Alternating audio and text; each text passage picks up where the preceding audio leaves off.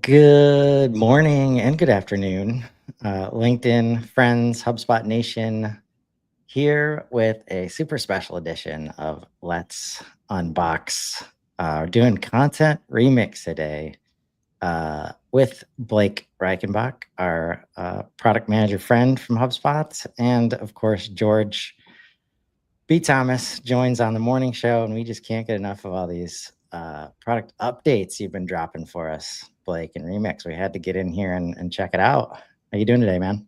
Yeah, doing well, doing well. I'm super excited to go through the remix unboxing with you all. My team has been putting in a lot of really amazing work to keep refining and iterating on this feature. And I think being introduced is like super special. Just really warms my heart. So happy to be here. Happy to chime in. Well, Blake, let me give you some context because this, by the way, is my first official unboxing episode. I have not been on one, nor did I really feel the need or necessity to be on an unboxing. Will I watch them? Yes. Do I like learning? Yes. But when Chris was like, "We need to do an unboxing of Remix," I was like, I'll be there. I'll be there. Please tell me what time, what day. So I am here because I'm super excited to just dive into this conversation with you and Chris and be a little bit of a fly on the wall, but I'm sure I'll have some questions along the way, brother. Awesome. Well, it's an honor. And, please feel free to send questions my way as they come up. Oh, and they shall. And I try not to hold back on the strategy conversation too. And so this is the second time officially that I'm doing this, because last year, as I started doing content, it was right around the time that Content Hub was launched. And the very first one was HubSpot memberships. I did an unboxing episode. And then the next day was Content Hub. And then I realized I didn't have nearly enough time to do everything in 1 hour. And then did Remix, I think, on that Friday. A lot has changed since then. Yes. But since then, challenge I'd like you to speak to is people like George and myself understand the value of AI in all of its ways. And we've developed pretty strong, affinities for GPT projects and Claude projects and all these other LLM tools around HubSpot. And I know I can speak for myself. That's definitely a big factor into why I'm unboxing this today and not like 6 months ago. How do you guys think about that in terms of not necessarily competing with that, but knowing that that might be some friction to get users in here because they're used to these other spaces? Yeah, the way that I think about it is like AI. This might be a surprise. AI is changing a lot right now. And I think a lot of businesses, especially their marketing teams, are figuring out what does it look like for them as an individual organization to continue excelling at marketing with everything changing, with AI impacting their workflows. And when it comes to figuring out when should I be using ChatGPT versus Claude versus Remix, obviously user preference and established patterns of behavior are going to factor in a lot. But then the other part that I am always thinking about is how do we make things stupid simple for teams? And when it comes to a tool like Remix, what I really like about it, obviously I'm biased. I've been working on Remix since its inception. But what I really like about Remix is if you're already doing all of your content publishing and distribution through HubSpot, then why not generate things like pages and blog posts and ads and social posts directly in HubSpot where you're not having to constantly copy and paste back and forth, and just sort of cut down that middle step a bit so that you can go from, here's a campaign or initiative that I want to amplify. I'm going to convert it across all of these channels. I'm going to say, yep, that's fairly close to what I want. go in, make my edits, publish, and not have that back and forth with copying and pasting. I love that you said that's fairly close to what I want, and then make your edits. I'm a firm believer of AI assisted, human powered. And so, like, the idea of, yes, I do want to remix because I think it's cool, human powered. Then you get the AI assisted remix, and then again, human powered coming back at the end of it, like getting it to what it needs to be. I will tell you, Blake, as I'm listening to this, like, I love that you mentioned like dumb, stupid, simple for teams. The other piece that I think the reason I'm on this unboxing today, and the reason why I think you've got reached this tipping point of like, wow, are they actually going to pull me off of my process I've used for the last year and a half in Chat GPT? Are they finally going to do it? Is that it's so connected to so many other things at this point. I know we're gonna get there, and I'm gonna let the cat out of the bag a little bit. But when I saw remix based off of lists, I was like, "Oh, wait a second, can't do that in Chat GPT." So I'm just excited to kind of, you know, think of that too. It's simple for teams, but also connected to pieces that these other tools might not connect to in a way that HubSpot can do because of it being an all-in-one kind of platform for this content stuff. Yeah, I think it's really good to call it at this point that like when you're working with an AI tool, the value it creates for you is only going to be as good as the context that you're able to provide to it. And what system knows more about your business than HubSpot? Right? If you've been on HubSpot for a while, you have a lot of data in there. You probably have your contact fields, your products and services, so much of your content. And I think one thing that I'll be really transparent about, because if you were just a customer on a one-on-one call with me, I would also be transparent about it there, is like we're still working on connecting all of these data sources, doing so in a way that is responsible, where we're not going to run into any issues around like sensitive data or PII, and then also in a way that's scalable and is going to be really performant and reliable for customers. So like, I acknowledge it's still a work in progress, right? That's why you're seeing these product updates coming out where we're saying like, hey, here's that first pass at pulling in your list data to create custom content. Here's that, first pass at like bringing in all of your brand identity to make your content really feel like you. It's one of my favorite things about being on the product team at HubSpot is like, we are very encouraged to listen to customers and to continuously iterate and make our products better.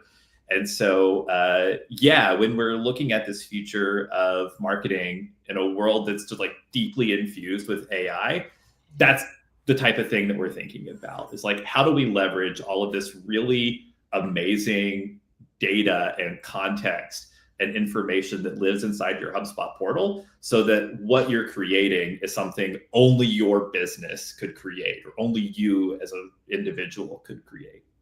It's almost like, and then I'll shut up, Chris, because I know you got places you want to go, but it's almost like I'm envisioning a world where for so many years, like, we've called HubSpot our CRM. And I really do feel like we're moving into a place where in the near future, yes, it will still be our CRM, but HubSpot is almost our LLM. Like everything in there, you could consider the brain of the model that is the AI to XYZ business. And that excites me. Yes. And I think that's where, similar to, sometimes when people want to understand why HubSpot is different, why the ecosystem is different, why like it's just a different animal, however you slice it. I started like grow better as a tagline. And it's like, if you could just pull away all the subjectivity and just understand what those words mean at their core and believe that, like, that is what HubSpot stands for. Similarly to your point, George, like, I think the same could be said for customer platform. Like, if we could just understand that this is a platform that will handle any and all like customer related processes and data and all that stuff for the business. I try to get clients there and, even other partners there, because it starts to just create a lot easier conversations in terms of why it's not just Marketing Hub anymore, not just CRM, why you want to put your website in there with all these other things. So I love that. And even from an AI perspective, like we've talked about tech stacks, and then we've got operations teams, and then somebody's in charge of processes. Like if we can define that as like, this is the platform part of your business, right? It's technology, it's AI, it's processes, it's training. Like that has to be really scoped out, like all like together now to really leverage, what we're about to show today to the fullest degree. So I'm not going to waste any more time, and we're going to jump in there. Let's go. And I will say, like, feel free to speak up or stop me or like say whatever you need to say, Blake. This is a little bit different than usual because I have seen this before. I have clicked around, not a true unboxing. So feel free to guide as much or as little as you want. But we'll start with the context conversation that we were just talking about, right? Now I know that there is brand identity settings over here where we now have like the brand kits moving. A lot of people probably just got an email about the brand kit stuff changing its spot. It used to be over in account defaults, right? But now we've got brand voice. We've got mission, terms to avoid, replacement rules, inclusivity stuff. We've got additional context down here. But ultimately, this is going to be like the context home base, right? And you said, was it just recently that Remix started taking this stuff into account? So for quite a while, we actually were including the part that's over here on the right under brand voice. So if you had set that up, we were including it by default, but that was happening pretty explicitly on the back end. So you weren't always even aware that we were pulling in that data. But as this particular set of features has evolved into a more robust brand identity feature and pulled in more data points, we wanted to like surface that and make it super clear. So now like we tell you directly, hey, we're applying your brand identity. And if you're in a portal where you haven't set this up yet, we link you directly to this page so that you can set it up quickly and easily. Because I think one of the things that we're seeing like as a product org, our marketing team is that like the more search changes and like traditional SEO shifts, the more important brand is. And like being able to define your brand and have a really consistent brand experience for users, like the better. So yeah, we're pulling this front and center as much as possible now. Awesome. And that was, I think you answered a question for me there. So, because I was going to ask, like, how do we know to go do that? And so if it hasn't been done before, users are being prompted over here.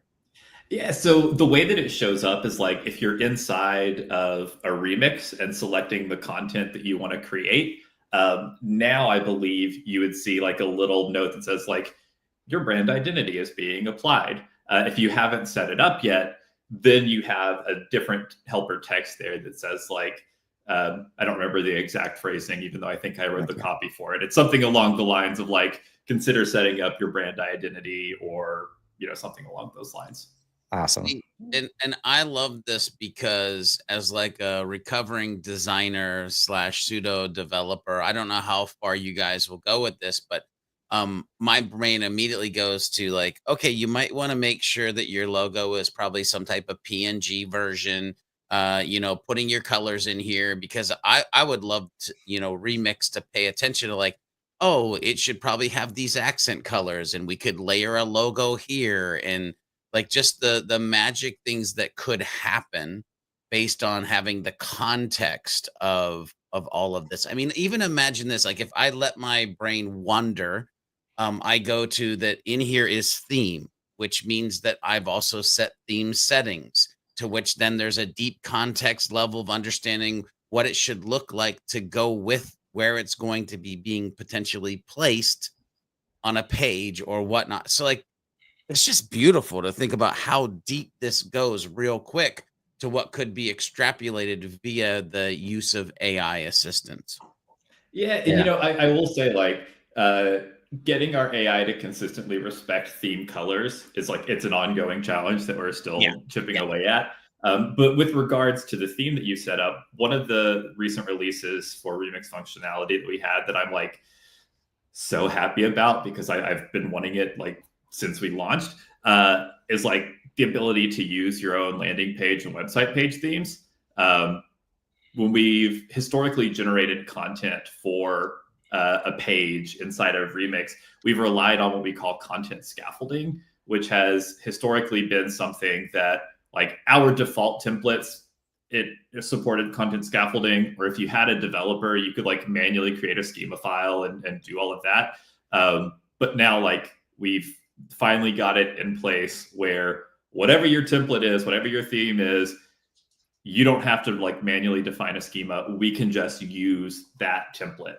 Awesome. So like even with your custom theme, we're now able to like go in, assess the theme file, determine what that schema should be, apply it automatically, and then generate content for it. Chris, I need a new sound effect. I'm gonna do my best, but that's hot. Like Yeah. that sound effect on the board right now. Yeah. Max, send it over. Yeah. I know he has. Come That's on, him pressing the button on the podcast. Yeah. Oh man, we need like a 5-part series here, for being honest. But I'll do my best to balance questions versus progress. Like, so we start here with the foundational stuff. Now we can go over here, channel optimizations, and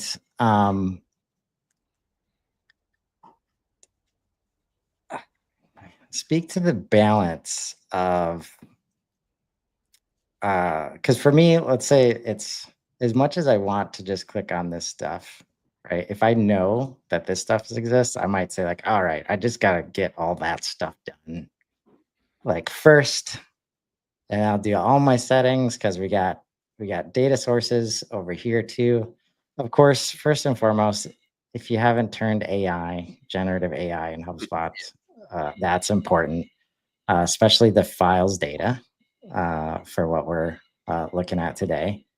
But then we've got these data sources, and this is my favorite part of a lot of the tools like Prospecting Agent and Social Agent, like really not letting you try to leverage the AI tools if you haven't filled out like some level of context on who you are, who you're trying to serve, and how you serve them. So we've got ICP over here, products and services, and then user profile and company profile related to these other settings in the portal. But let's say I'm here and I've never done any of that stuff. Like for my business, I might have it sitting on like a, you know, a Google Drive or some kind of documentation somewhere. I start clicking on, I like get into, okay, I want to create stuff.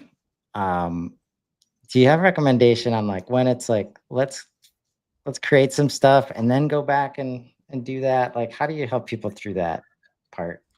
Yeah, so if it's all right, I'm actually like I'm gonna take off the product manager hat for a second and put on my former like copywriter and content marketer hat and say like if you really want to get a taste of Remix and what it can do, putting in that brand identity information first is going to be the most important. Little insider scoop right now with the way that we're working on the back end, it's that brand identity section that we are weighting most heavily in how Remix functions. The services and ICPs are not weighted quite as heavily as that brand identity information. So I guess that is the product manager hat. But yeah, definitely I would say start with that brand identity. But quick Remix hack. If you have your brand identity information in like, let's say you put together like a brand kit PDF, or you just have it in a working Google Doc, or like even if you're coming out of like, you know, raising funds and you just have it as part of your business plan. Slight Remix hack. Let me caveat this by saying, A, it's best to go ahead and set it up inside of your brand settings.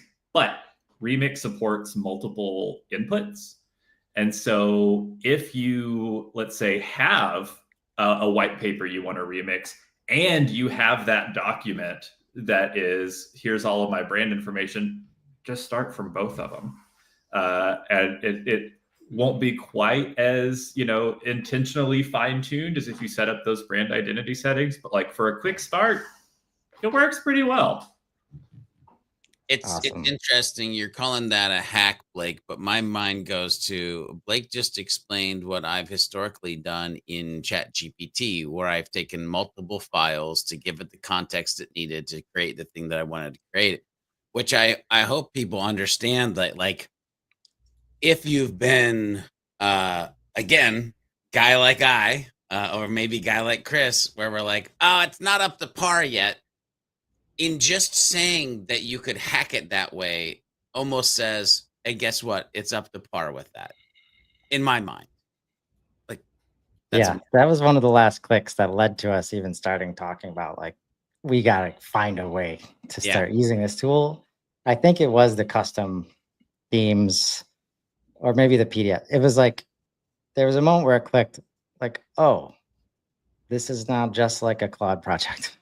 Like, I can build it out exactly in the same way, which I talked to the brand identity team. That's kind of what I've been waiting for, where it's like, the stupid simple part for me is everything that's in Claude, let me just like move it over here, right? And as I see things, like, so what I'm hearing is, don't overthink, like, add URL, add text, add PDF, right? Like, whatever we got that's already done, like, can be used to help support this. So I'm gonna click on this again just to kind of show what that looks like. So we're here, and very simple. In the front, we've got add content. Click on that button. And we've got blog pages and text, video, podcasts and audio, image, contacts. This is the new one. Oh, yeah. I need to learn Remix first before I click that one. Like, I mean, hey, that's the joy of an unboxing, right? You get to find all the new stuff. Yeah. But this just makes, oh man, we're in this. I've been asking the content team for a long time, like, just let it touch the CRM, like, in some way, like, because we do all this object work of structuring all this data, and it's like properties and context that could be serving like all of the AI infrastructure. And so this is the kind of, like, there's a hopeful flag here of like what could be in terms of starting to interact with CRM data. It's very, very exciting to think about. So I've got a video in mind that I want to start with. And I've already got it in HubSpot. So we're going to see how good. Oh, there it is right there. Breaking free from the leads trap with George B. Thomas. Yeah. Here. That was a good video. What kind of file size limits do we have, if any? Yeah, so technically, within Remix and like what we can process, we don't have a hard limit on the file size that you can start from. That said, there are a couple of systems that work together between Remix and the file manager for us to be able to like know the file's there, see the data we need about the file, develop the transcript, remix it. And sometimes if your file is like really, really big, you might run into some timeout issues. In my experience though, like for a video, anything between like 30 minutes and an hour, probably gonna be fine. If you got a strong internet connection and don't, have problems uploading, probably gonna be fine.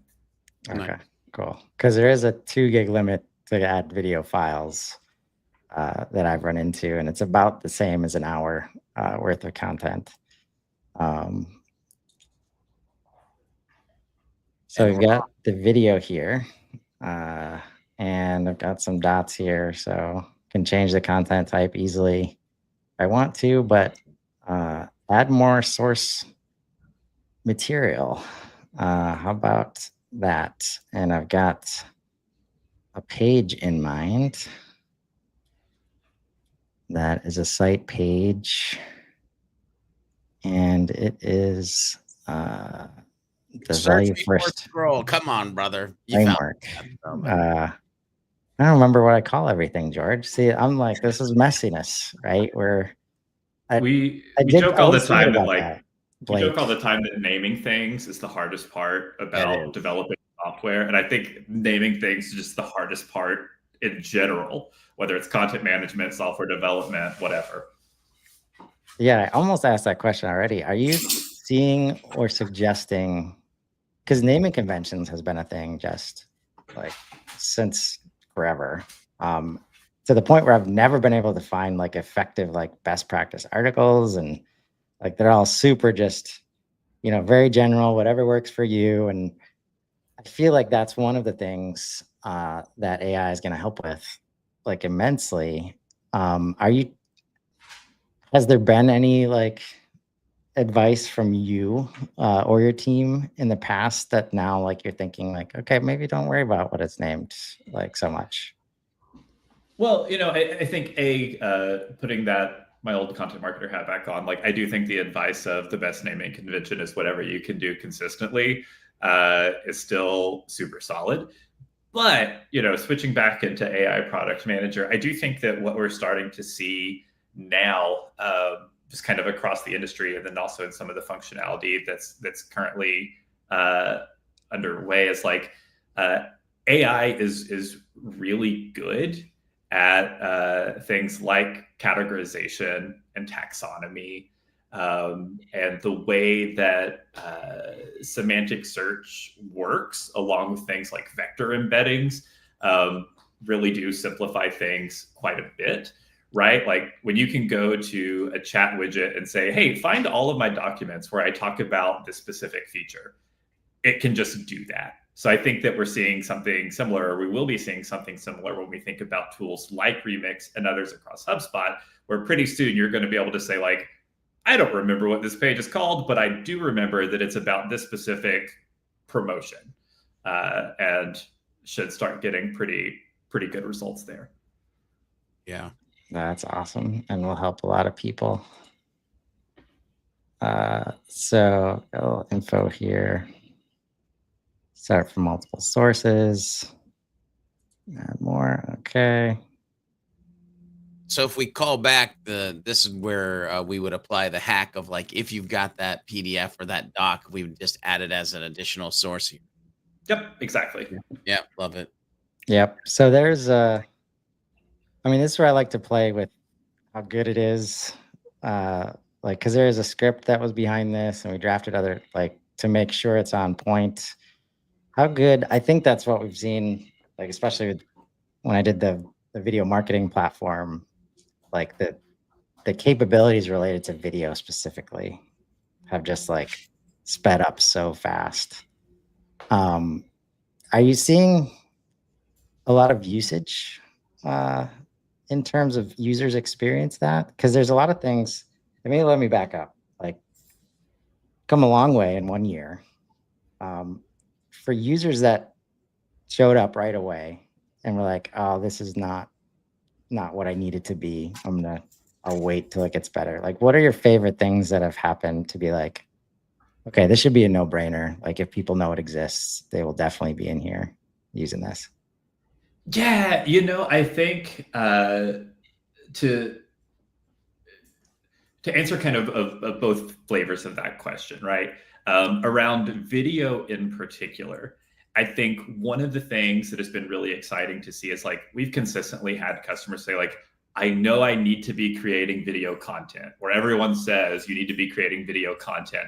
But like that lift to create video content and work with it has been such a barrier to entry that like a lot of marketing teams just haven't been able to prioritize it. And so now we're starting to see more and more marketers take videos that they already have, either from just like recording a walkthrough of their product or doing a webinar or just like sitting down with some team members recording a conversation. And they're starting to like figure out, okay, here's how I can pull that in and integrate that into my marketing. But I think for your other question about like, what have I been, I think you said like most excited about in terms of this functionality and how folks are using it. Honestly, the part that I've been most excited about is like for the original pass at the video functionality, my team built all of that. So we built both like the video ingestion pipeline, we built the video editor, we built like the new clip rendering pipeline, and we did it. So we built the first version of this. What I'm most excited about though is that like we now have a dedicated team that's been able to pick that up and make it so much better by just focusing on rich media.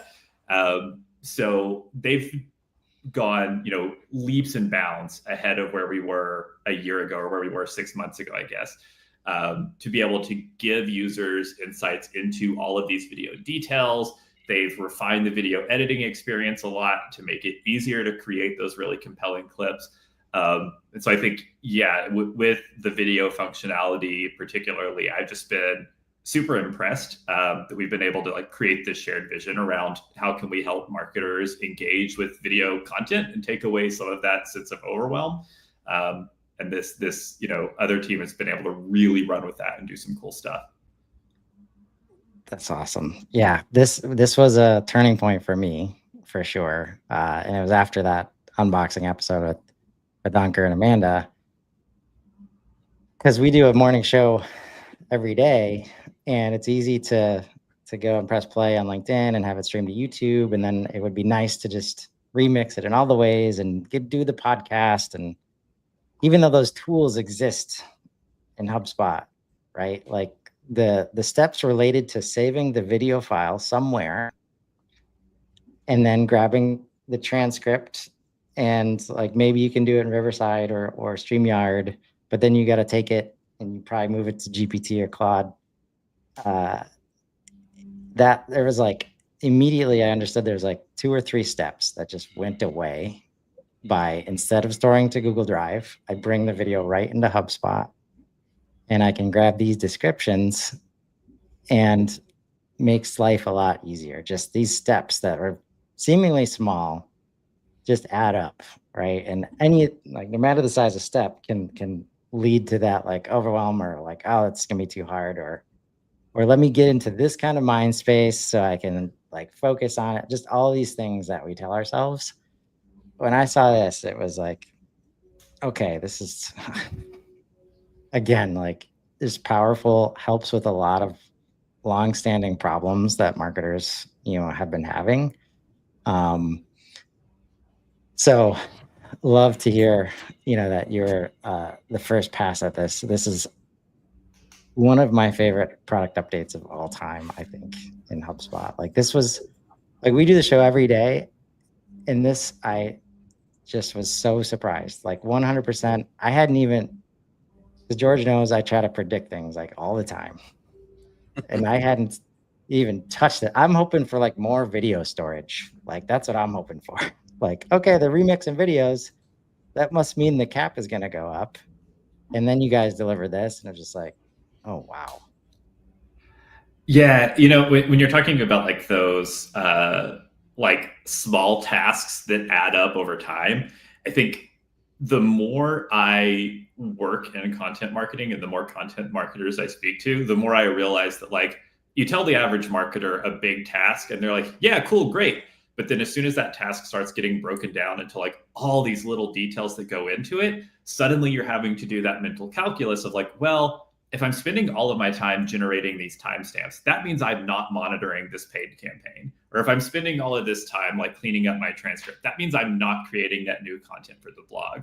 And those trade-offs really make it tricky to juggle, especially with something like video. So yeah, I agree. I think these updates have been overdue, and they've been super, super helpful.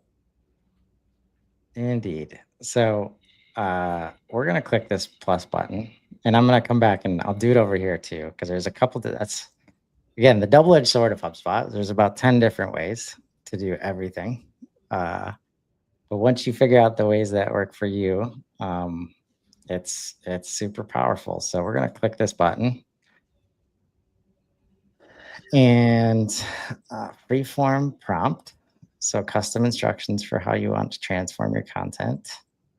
Honestly, if we have more time, I would leverage that. I'm gonna choose it just in case something I hope happens. It's gonna happen. I'm gonna click video clips. I'm not an ads guy, so sorry, folks. I'm not gonna click that button.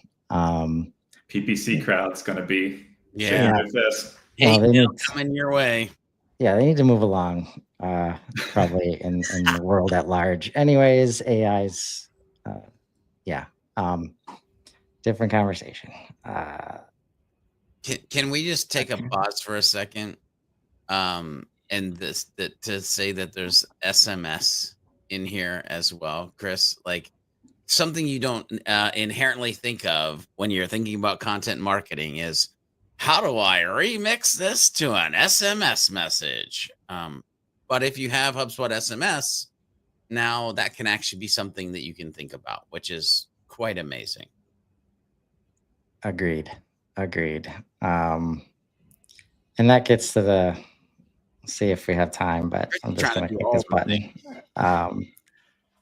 The idea of like a couple clicks away from just entire campaigns of content that are personalized, that are focused on specific audiences, like that's been the struggle for most. Like you need teams of people to support this vertical, and then that was the hardest thing internally. Like all these organizations, you have like 5 different verticals you're focused on, and somehow one marketing team is supposed to do content marketing effectively. And my advice was always like, you need a different set of resources that are focused on that message and that audience.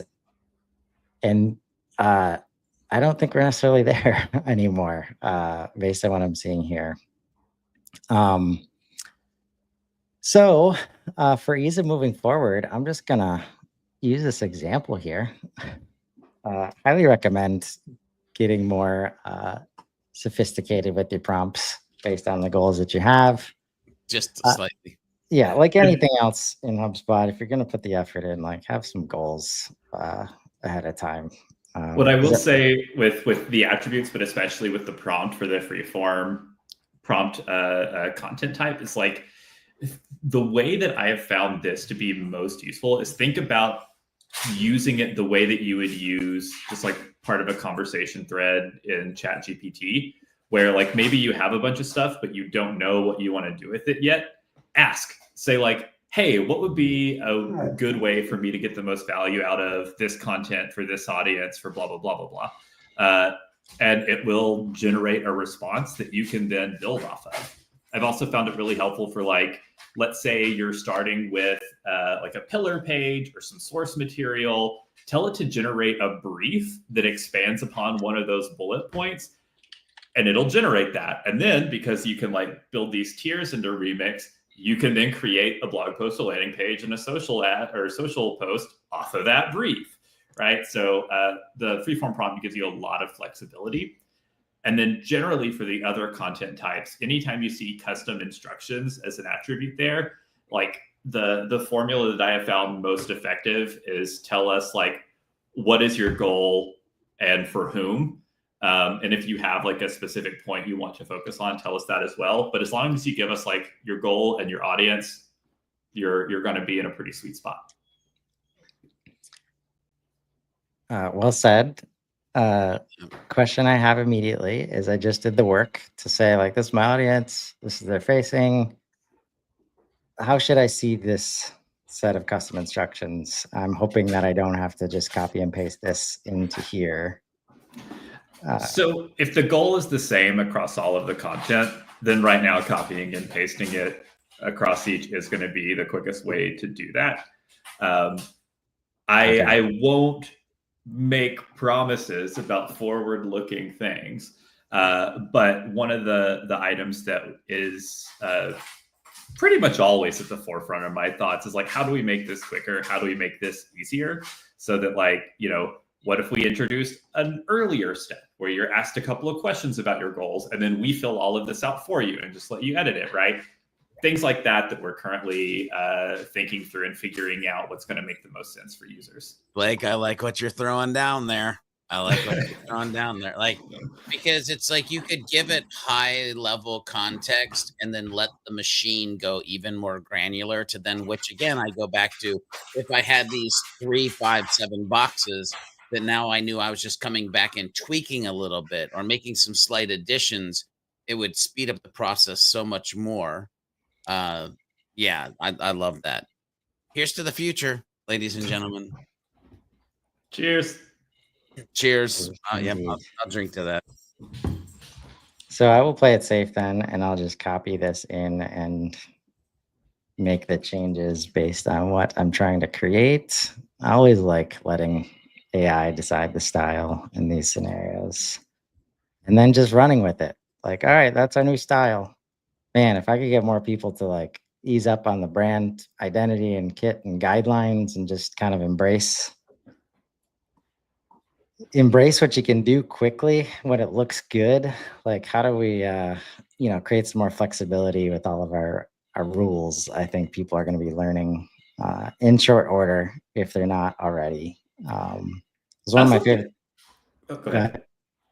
It's one of my favorite things about George's new website, Sidekick Strategies, like, because it was coming at a time where everybody was pretty down on AI generated images, because everybody was trying to like replace stock images and do the usual thing. But and maybe you could speak to this, George, but like basically you chose a theme that was fit really well by generative AI, and you just like popped out some of the most like some really cool looking stuff. Yeah, I mean, we weren't trying to like fool anybody. One, two, we did pick. And by the way, this is I think a little bit of a hack or an understanding just around AI in general. Is like we picked a theme, a direction, and then we just played with it. And again, Sidekick Strategies, so it's kind of superhero type kind of theme, but also business related.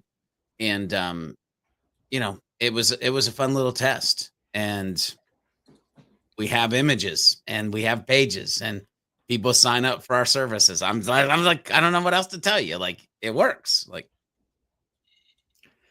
Yeah, I think as much as marketing has changed over the last year, 2 years, right? At the core of it, it's like, are you producing something that is meaningful for your audience? Is kind of that core question that it comes back to. And so I think if it does include something like AI generated imagery or whatever, like as long as you're checking that box of like, I'm not just doing this to entertain myself, I'm doing this because I can create value for my audience, like you're probably going to be in a pretty decent spot there. I know you got other ideas, George. What else is popping up? I'm just connecting my social account here so I can leverage the tool. yeah, no, I'm honestly super interested to see like what it spits out and like what you can do.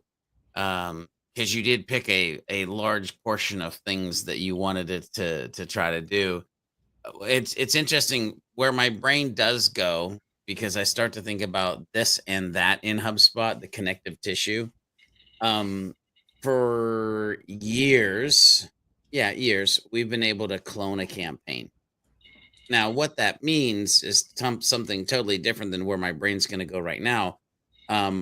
Chris, you almost just created a campaign, net new podcast, website page, like, and imagine like what we said earlier of like based on a list of contacts.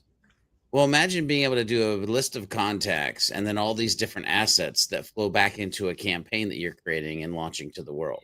So like it's AI generation, but then it's also the part that a lot of people care about is like reporting on its success once you've actually launched.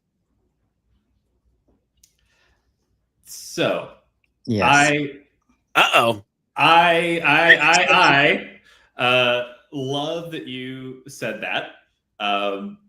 I can't get into all of the details at this point, but what I can say is that like how Remix and campaigns work together is a rapidly evolving and consistently evolving conversation.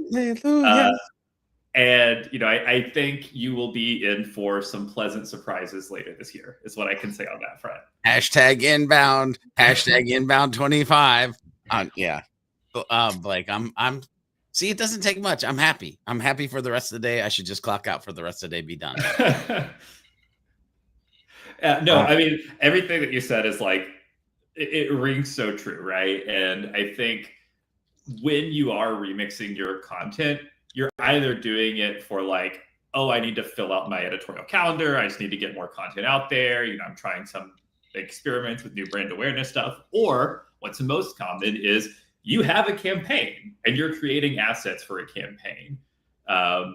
So that is definitely something that is top of mind for us and how we're thinking about what the connective tissue, as you put it, should look like and what shape that should take across these products. So amazing.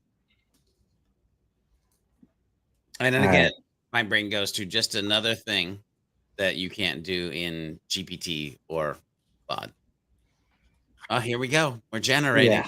In all this, like, I agree with the real factor, like you mentioned before, the thing I haven't solved for in Claude or the other, platforms is team situations. It's been very challenging. I've been able to do it with a few people, but now, like at Frownly, we're starting to leverage HubSpot more and more, and we're creating more content, and it's making this like no-brainer sense to get in here. And as everybody's in here and we're managing social and we're trying to do all this omni-channel stuff, like it makes sense. Like, you can't deny how much time and how much value can be created from this tool that you cannot recreate like any other way, because this is where the the business data is. Yeah. Look at this stuff generate. Could this be a good place for me to add a wish list item?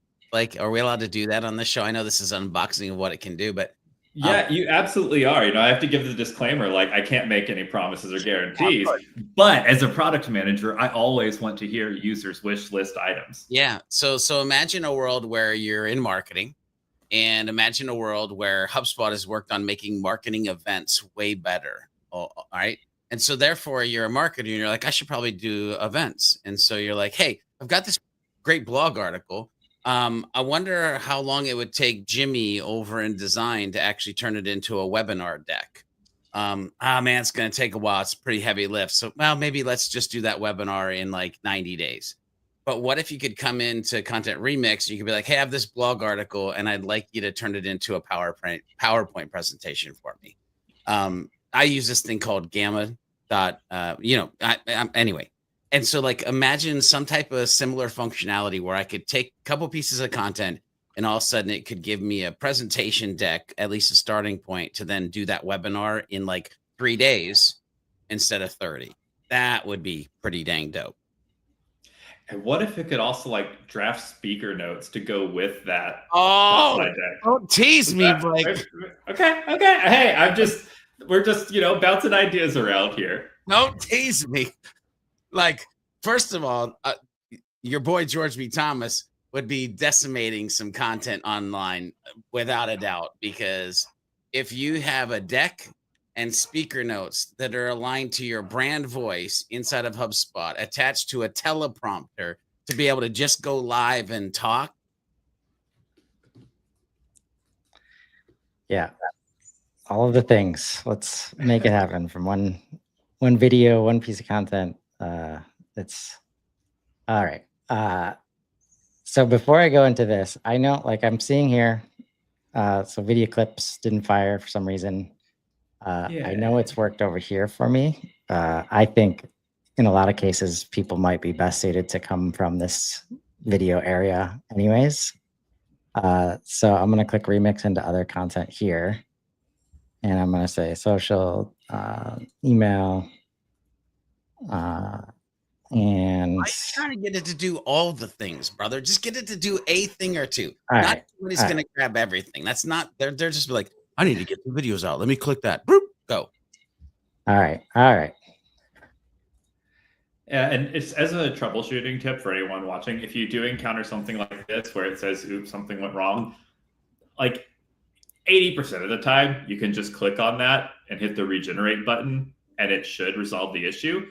If there is a broader problem that is preventing it from loading correctly, then reach out to support. They'll be able to help you troubleshoot and diagnose it. But yeah, usually just hitting regenerate will solve that. Am I the only one singing Britney Spears' "Oops, I Did It Again"? Maybe. Sorry. All right. So I do have some anxiety here, like, because what I've done in the past is like, so a lot of times the advice I give is like, don't trust the error message, just refresh the page in HubSpot and everything will be fine.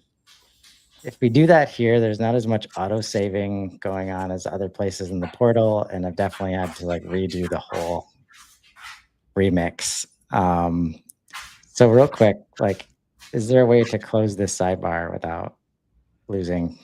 So actually, if you just close out of the sidebar, it might ask you if you want to save changes. Okay. It's that comes up with things like the freeform, where there's like an interactive text field. It occasionally, we're working on fixing it. It occasionally thinks you've made a change and you haven't. But here, like, you should be able to hit refresh, and what you have generated successfully should still be there. Okay, so last saved at, so this actually has saved. Okay. Ooh, Cool. do me a favor. Hover over saved remixes. Oh, okay. I was gonna, yeah. So it goes. It's not a version history, but it's just all the remixes that you've had historically. Okay. Yeah. Okay. Cool. Well, this was also, if I had read the directions, I should have understood that this would be the output. I was thinking that it was going to instruct the rest of the remix, which is why I asked that question. But this is also useful. But now it makes sense why we would like copy that stuff into other stuff. So Remix is inherently hierarchical and leverages parent-child relationships. So anything that you then, like if you click that plus button below the freeform prompt, anything from there would leverage that freeform prompt context plus context from the original source material. Okay. So I could see a common practice being like, let's do a freeform prompt first and then create the stuff. Okay, that's awesome. That's actually very helpful. Like, yeah. So, and this is, I think, the main no-brainer for if you're managing all this stuff in HubSpot. Like, what you can't do and why you do it here instead is like the ability to just click these buttons and then it goes to the place in HubSpot that, you know, relates to that thing. Obviously, File Manager is like probably the least powerful version of that, because it really is magical when you click on social and then you can go over to social. And when it's an email and you can go over to email. That was really like, even last year, I was like, oh, wow. Like that is a thing that you can't do anywhere else. Here we've got a web page, and I'm not even sure. I've been doing a lot of work on my portal, people, to try and like do some new stuff. So not exactly sure what this template would show. But to George's point, clearly I bit off a little more than I could chew for a live unboxing. So I'm going to go over to the video version of this. Right. So good call, George. Like, let's keep it low. We've got some video clips here. Stop treating humans like leads. That's definitely ones that I want. Audit your intent. And then discovered this yesterday. Like, again, save and edit an app brings you right into a clip editor. Like, bam. Unreal. Like inside of HubSpot. Like, folks, real video editor. If you haven't seen it yet, and you have Content Hub or Marketing Hub Plus, you're already invested in this tool. Like, there's no extra cost at the moment. And what's mind blowing too, just kind of mention a feature like notice landscape, original, but then you can pick from other things to like put it on the platform that you actually want it to go on. And you literally have like the crop feature and you can move the video around. And it's like, it's just so flexible and easy to use so quickly out of the box. Like it's nuts. Yeah, we've got templates and brand settings over here. And then like, this is where I know like putting in the same amount of work that I have for Claude, like truly giving it a fair shake. Like I've done a lot of work to get the Claude projects in place. When I see stuff like, oh, if I start developing content, like our morning show, for example, we always give a certain number of updates. And you develop the content into what the remix can do. And like we move away from like 8 random clips every time that you press that button on Riverside to getting real specific to, I would imagine, and I look forward to playing with it more, getting really good at clip generation, which has been a struggle for most. Like when you have a specific message, when there's technical information, it can be very hard to get a good first pass clip out of all these other tools, right? Is that something we should expect experience-wise? Yeah, Since we're doing it here? I think so. Yeah, the team that now owns like the video functionality in particular, like I mentioned before, they've already done a lot of great work on improving the video experience, and they're continuing to do even more great work on improving the video experience. And so I think that like what you're describing is only going to get easier. And when we originally launched the first version of the video functionality that was in place, about a year ago, we very decisively didn't want to get into the territory of like professional video editing, like, DaVinci Resolve, anything like that. Those are great products if you're a video professional and you need that like high fidelity interaction with your video content. But for most marketers, it's overkill and it's going to deter you rather than help you and enable you. So we wanted, again, to like make it transcript based, make it really, really intuitive. And I was testing it out before we released it by like uploading videos of our CEO giving a talk and then like trying to see if I could clip out a memeable moment from it. Right. So that's what we were aiming for. Yeah, and we do have to wrap. We're running against time here. I just wanted to show this use case. Like, so what I did there is I picked a saved list of contacts. It's a manufacturing list. List description is where like I used AI generated that, but that's where I could have said like, it's manufacturing, like this is the product. This is what we want to talk about in this campaign. Even going to view the list in the CRM, it's powerful. So we've got our contact list, and then add some more source material. Again, I'll stick on that one and add content.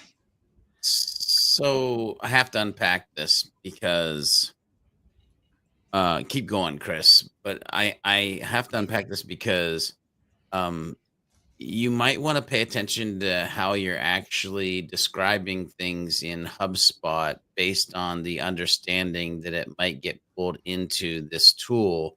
And that's just additional context to what it will actually understand. Like specificity and context in the descriptions of the things in HubSpot, I feel gets very important as we move forward.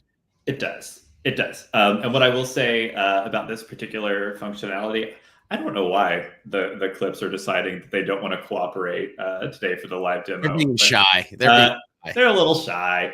But what I'll say about the list functionality before we wrap up is like it's currently in private beta. So in your portal, you can request access to it by going to all of the current feature updates. And yeah, what you're describing about the list description is super, super true, right? So if you're starting from a list description that is really specific, That is fantastic. If you have a description in the List app and then come into Remix and want to use a slightly different description, that is totally fine. We're not going to change the description in the List app that your full team or your prospecting folks work out of. If you update your description here, like that's just going to be used for the content that you generate. Yep. And so I changed from 6 clips to 4 clips. And it worked out okay. But also notice I didn't give it any notes about how long I wanted the clips to be. And these are much, much shorter than the other clips that we got. So context is everything, folks. And so grateful for Blake and the team at HubSpot for making it so easy for us to give context now in HubSpot and really just, it's unimaginable, folks. If you haven't been into Content Hub and Content Remix and the video, like, please just do that. Like, get out of your regular day-to-day, like find time, 30 minutes next week, 30 minutes later today, like click on, you only need to see it happen one time. That's why we're here doing these unboxings. But when you can experience it for yourself, it can be hard to prioritize making that space for doing things you're not used to doing. But there is a ton of value to be created here. Yeah. Thanks so much for joining us today, Blake. For sure. And for folks watching on LinkedIn, please feel free to connect with me, reach out. I'm always happy to talk Content Hub, Content Remix, and hear some of those wish list items. Awesome. So if anybody else wants to stay up to date on Content Remix updates or any other updates, you can hang out with me, George, and Casey on the Wake Up Customer Platform show every day at 8:30 Eastern, 7:30 Central. On the Profoundly page, streaming from George's profile, streaming from Casey's on YouTube, all the places. So until then, we'll see you next time. Thanks so much.